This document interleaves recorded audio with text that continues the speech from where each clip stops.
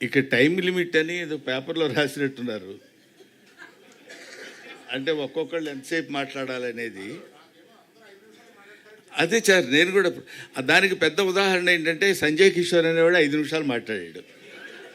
మీ అందరికి గుర్తుండి ఉంటుంది. సరే, ఏమైనా అయ్యో సంజయ్ కిషోర్ గారి గురించి జయసుధ గారు చెప్పడం మర్చిపోయారంట. దా లేదు కదా, వాళ్ళమ్మ తర్వాత అయిపోయిన తర్వాత మీరు అందరం వెళ్ళిపోయేటప్పుడైనా మీరు వచ్చి మాట్లాడచ్చు, ఏం ప్రాబ్లం లేదు. అతను ఉంటాడు, అతను చాలా చాలా తెలివిగా మాట్లాడాడు సంజయ్ కిషోర్ అనేవాడు. తర్వాత ఆయన గురించి ఎవరైనా మర్చిపోతారేమో అన్నీ చెప్పేసుకున్నాడు.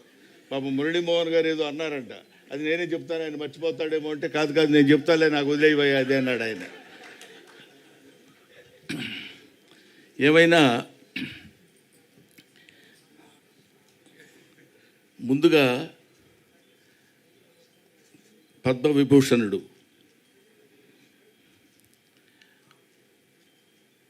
చిరంజీవి గారు ఈ కార్యక్రమానికి రథసారథి ఆయన వచ్చి వెళ్ళిపోవడం అనేది సభలో జరిగేటువంటి అతి సహజమైన విషయం. ఆయన వెన్నెముకగా ఉండి మాబోటి వాళ్ళకి ఫోన్లు చేసి ఈ కార్యక్రమానికి మీరు రావాలని చెప్పడం అనేది, సావిత్రి గారు చచ్చిపోయారని ఎవరండి అనేది, ఇంతకంటే సావిత్రి గారు బతుకున్నారని చెప్పడానికి వేరే ఉదాహరణ కావాలా? ఆ సావిత్రి గారు, ఎందుకంటే సావిత్రి గారి సినిమాల గురించి అందరూ చెప్పగలరు. సావిత్రి గారిని ఒక ఫిలసాఫికల్ లైన్లో తీసుకెళ్లాలనే అభిప్రాయం నాకు కలిగింది. సావిత్రి గారు ఎంతమంది కళాకారులు ఉన్నారు? సావిత్రి గారి కూతురు చాముండేశ్వరి గారు, చిరంజీవి గారి భార్య సురేఖ గారు, వీళ్ళిద్దరూ స్నేహితులు అవ్వటం ఏమిటి? ఈ పుస్తకాన్ని రచించినటువంటి సంజయ్ కిషోర్ ఈ పుస్తక ఆవిష్కరణ చేయాలనేటువంటి ఆలోచన కలిగినప్పుడు ఆవిడ ఎవరి దగ్గరికైనా వెళ్ళి అడిగితే ఎవరైనా చేయొచ్చు. చిరంజీవి గారి దగ్గరికే వెళ్ళాలని ఎందుకు అనుకున్నారో మనకి తెలియదు. వెళ్ళినప్పుడు నేను చాలా కొంచెం హెక్టిక్గా ఉందండి అనేటువంటి ఆలోచన లేకుండా వెంటనే ఎస్ అని ఎందుకు చెప్పాలి అనుకున్నారు? వీటన్నిటికీ వెనకాలుండి నడిపించినటువంటి ఒక అదృశ్య శక్తి, అదే సావిత్రమ్మ ఆత్మ. ఆవిడ నడిపించుకుంది, ఆవిడ చేయించుకుంది ఈ ఫంక్షన్. ఆవిడ దగ్గరుండి, నాన్న చిరంజీవి నేను చనిపోయాను అంటున్నారు అందరూ. కాదు, నేను బతికే ఉండాలి, బతికే ఉన్నాను అన్న విషయం నువ్వు చెప్తే అందరూ నమ్ముతారు. నువ్వు చెప్తే అందరూ, తెలుగువాడు, తెలుగు మాట్లాడేటువంటి తెలుగు ప్రేక్షకుడు ఎవడైనా నువ్వు చెప్తే ఆనందిస్తారు, నమ్ముతారు. నాన్న నీ చేతుల మీదుగా నా పుస్తకాన్ని ఆవిష్కరించరా అని చెప్పిందేమో అనేటువంటి భావన నాకు కలుగుతుంది. లేకపోతే ఇది అతి సాధారణంగా ఇందాక చాముండేశ్వరమ్మ చెప్పినట్టు, ఇందాక ఆవిడ ఏదో మీ చేతుల మీదుగా జరిగితే చాలు, మీ ఇంట్లోనే ఈ పుస్తక ఆవిష్కరణ ఇలా జరిగితే బాగుండంటే, చిరంజీవి గారు అంటే ఆయన గురించి ఇప్పుడు సభలో చెప్పాల్సింది సావిత్రి గారి గురించి అయినా, సావిత్రి గారి పెద్ద కొడుకులాగా ఆయన గురించి చెప్పాల్సిన విషయం నాకు ఏర్పడింది. ఇప్పుడు ఏదో ఒక మామూలుగా అయితే మా ఇంట్లో జరుగుతుందిలేంటి చేసేద్దాం అనేటువంటిది కాకుండా, సావిత్రి అంటే యునీక్. సావిత్రి అంటే ఒక నట శిఖరం. ఆవిడ గురించి ఒక చిన్న ఫంక్షను ఎక్కడో ఇంత ఫంక్షన్ పెట్టి అయిపోయింది అని నలుగురు కెమెరాలతో చేసేటువంటిది కాదు. సావిత్రి ఫంక్షన్ అంటే సావిత్రి ఫంక్షన్ లాగే ఉండాలి అంతా. ఎందుకంటే ఆవిడ ఎడం చేత్తో ఎంతమందికి ఎన్ని దానాలు చేశారో, ఎంతమందిని ఆవిడ అంటే నటనాపరంగా తీసి పక్కన పెడదామండి, దాని తర్వాత మాట్లాడుకుందాం. అటువంటి మహనీయురాలైనటువంటి ఆ మహానటి సావిత్రి గురించి ఆయన పెద్ద మనసు చేసుకుని ఇంతమందిని ఆహ్వానించి, ఆయన పిలిస్తే రాకుండా ఎవరు ఉంటారండి? బ్రహ్మానందం కూడా 11 గంటల వరకు ఉంటాడు, అదొక చరిత్ర. కాబట్టి అటువంటి మహనీయుడు తలపెట్టినటువంటి ఈ కార్యక్రమం ఎవరు చేశారు ఇది ఇంకెవడయ్యేవాడు? ఆ సావిత్రమ్మే చేసుకుని ఉంటుందని నేను మనస్ఫూర్తిగా నమ్ముతున్నానమ్మా.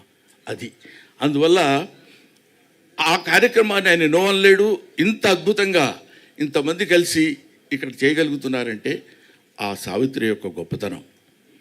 ఇక్కడ బ్రహ్మానందం నువ్వు చాలా బాగా యాక్ట్ చేసావు, ఇన్ని సినిమాలు చేసావు, నువ్వు ఇంత నటుడివి, ఎంత నటుడివి అదన్నా అన్నప్పుడు ఎప్పుడన్నా ఒకసారి నిజమైన మళ్ళీ లేకపోతే మళ్ళీ ఎందుకంటారు ఇలాగా చాలా గొప్పవాడేమో నేనని ఫీల్ అవుతున్నప్పుడు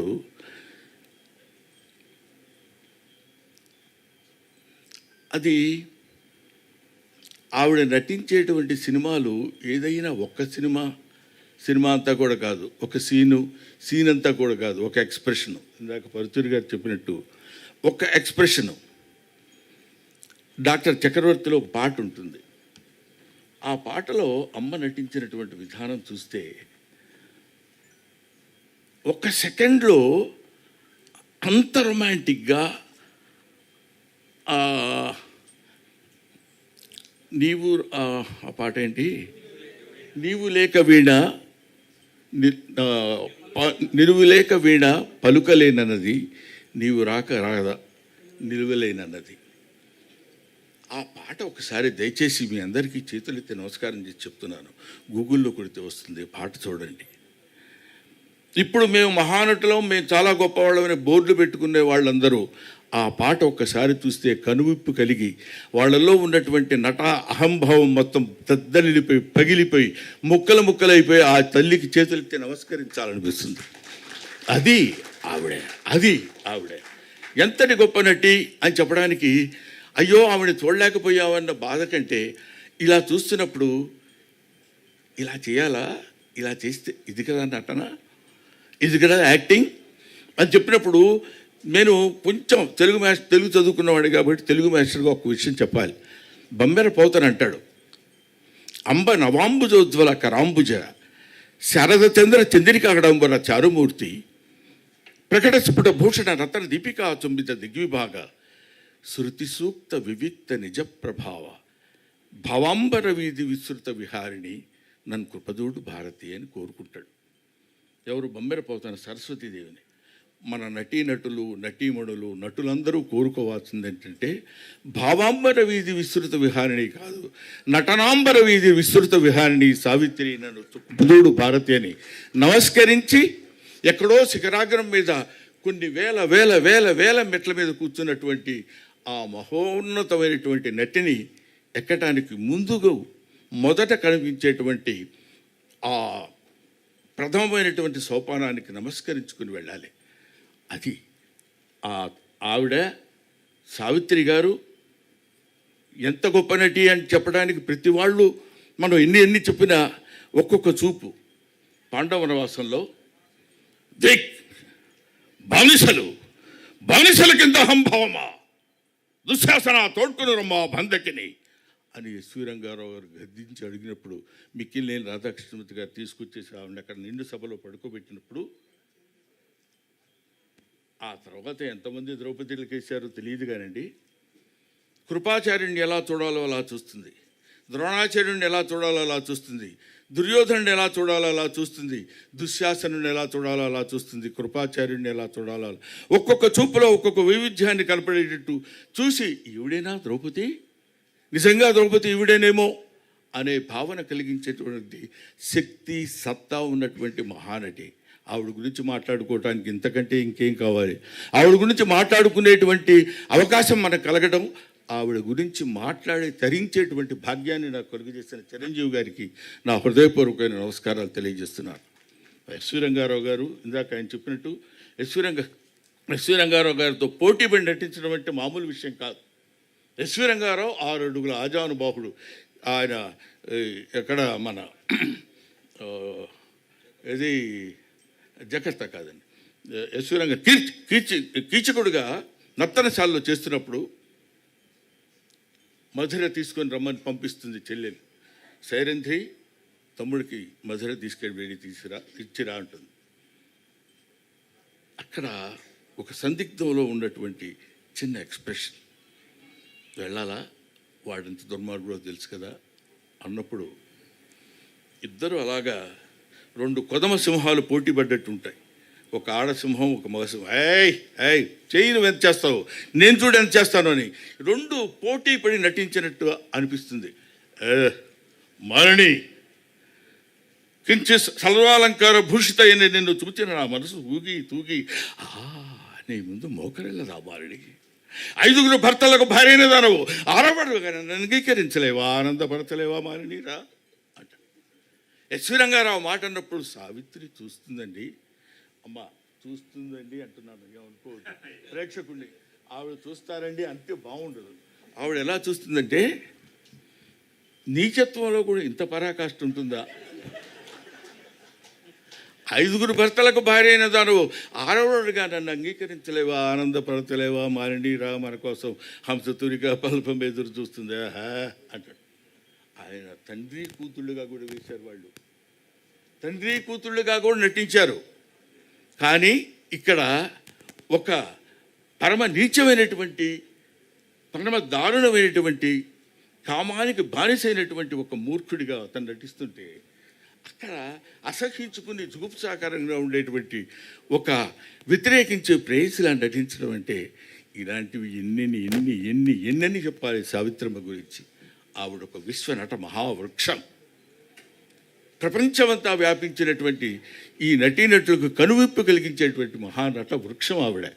ఆ వృక్షం కింద ఎన్నో పూలు కాయలు పండ్లు రాలిపోతే మాలాంటి నటులు అక్కడ వేలుకుని చిన్న సజ్జలో ఆ పూలు అవి వేరుకుని వెళ్ళిపోవాల్సినటువంటి స్థితి ఉన్నటువంటి వాళ్ళం. అటువంటి వాళ్ళని చాలామంది మనం ఏమనుకుంటామంటే ఈ లలిత కళలు అంటారు. లలిత కళలు అంటే మామూలుగా ఫైన్ ఆర్ట్స్ అని ఇంగ్లీష్లో అంటారు, తెలుగులో దాన్ని తెలుగు చేసేటప్పుడు లలిత కళలు అంటారు. లలిత కళలు అంటే లలితములైన కళలు అని, చాలా సునిశ్చితమైన కళలు అని కాదు. లలిత కళలు అంటే లలితా గాయత్రి యొక్క అంశ కలిగినటువంటి కళలు, లలితా గాయత్రి యొక్క అనుగ్రహము కలిగినటువంటి కళలు. అవి కొంతమందినే ఆ తల్లి చూస్ చేసుకుంటుంది, కొంతమందినే అలా పట్టుకుని పైకి తీసుకొస్తుంది. అలాంటి వాళ్ళలో లలితా గాయత్రి స్తన్యాన్ని కోరినటువంటి ప్రథమ అద్భుతమైనటువంటి తెలుగు బిడ్డ నిశంకర సావిత్రి. నిశంకర సావిత్రి అనడానికి ఆవిడ ఎంత మహానటి అంటే అంత మహానటి అని ఏ శంక లేకుండా చెప్పవచ్చు. నిశంకర సావిత్రి అంటే అంత గొప్పది. అటువంటి ఆవిడ గురించి ఎన్నెన్ని చెప్పుకోవాలని చెప్పండి. అటువంటి మహానటి ఆవిడ తలుచుకుంటేనే ఆహా ఇది చాలు కదా, ఇది గాక సాఫల్యం, ఇది గాక జన్మ సరితార్థం ఇంకొకటి కలదే. ఆవిడ గురించి మాట్లాడేటువంటి అవకాశం కలిగింది కదా, కలిగించినటువంటి మహనీయులు ఎంతోమంది ఉన్నారు కదా అని. అమ్మ చాముండేశ్వరి, అయ్యా గోవిందరావు గారు, మీరు ఏదో అంటారు సామెత, తల్లి గురించి ఈ వయసులో అమ్మని ఎలాగైనా బతికించుకోవాలి అనేటువంటిది. బతికించుకోవాలంటే అమ్మ చచ్చిపోతే బతికించుకోవాలమ్మా. ఎక్కడ చచ్చిపోయిందమ్మా మీ పిచ్చి కానీ, ఆవిడ ఉంటుంది. నటన భావాంబర వీధిలో విస్తృతంగా విహరిస్తూ ఉంటుంది, నటనాంబర వీధిలో నివసిస్తూ ఉంటుంది ఆ మహానటి సావిత్రి. ఆ తల్లికి నా హృదయపూర్వకమైనటువంటి నమస్కారాలు తెలియజేసుకుంటూ, అంటే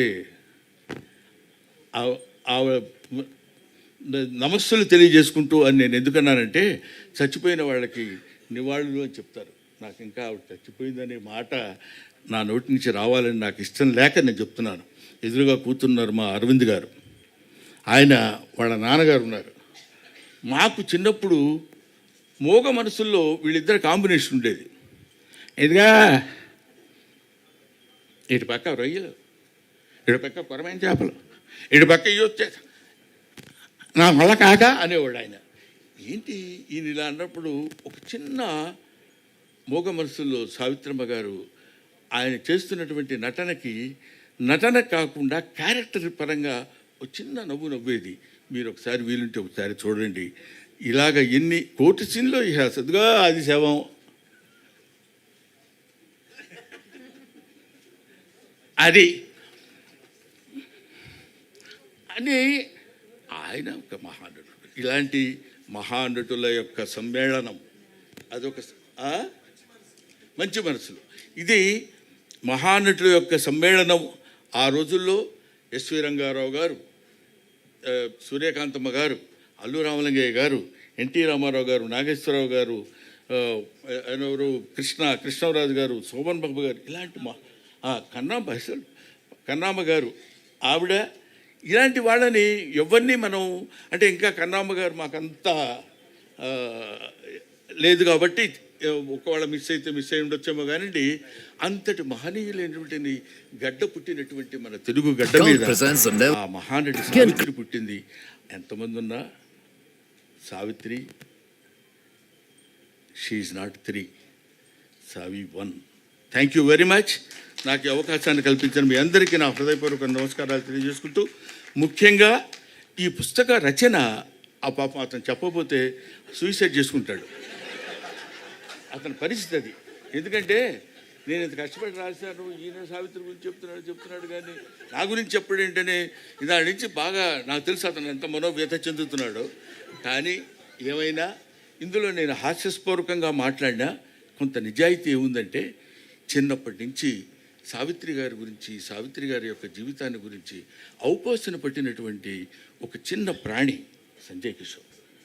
నాకు నిజంగా అంత కమిటెడ్గా ఏదో చేసేద్దాం అని కాకుండా కమిటెడ్గా సావిత్రమ్మ అని ఎంతమందినో పిలిచేది, ఫోటో సెక్షన్ ఎగ్జిబిషన్స్ పెట్టి 15 కంటిన్యూస్ ఇయర్స్గా చేయటం అంటే నిజంగా అలాంటి వాళ్ళు ఉండబట్టే ఇలాంటి కొంతమంది నటులు బతుకుతున్నారా అన్న భావన అదంతా తయారు చేసుకుని వచ్చాడు కాబట్టి, మీలాంటి వాళ్ళ దగ్గరికి ఆ బుక్ తీసుకురాగలిగాడు కాబట్టి, ఆ పుస్తకం ఇంత ప్రచురణ పొందింది కాబట్టి, ఇంతమంది కొన్ని కోట్ల మంది మళ్ళీ ఒకసారి సావిత్రమ్మను మననం చేసుకోవడానికి అవకాశం కల్పించినటువంటి చిరంజీవి గారికి చేతులెత్తి నమస్కరిస్తూ, నువ్వు ప్రామిస్ చేస్తే నేను పిలుస్తాను, మైక్ దగ్గరికి రాకూడదు, నువ్వు రాకూడదు. Thank you very much. Thank you. ధన్యవాదాలండి. మరి అలాగే ఇప్పుడు కృష్ణయ్య గారిని మాట్లాడవలసిందిగా కోరుతున్నాము. కిమ్స్ హాస్పిటల్ అధినేత.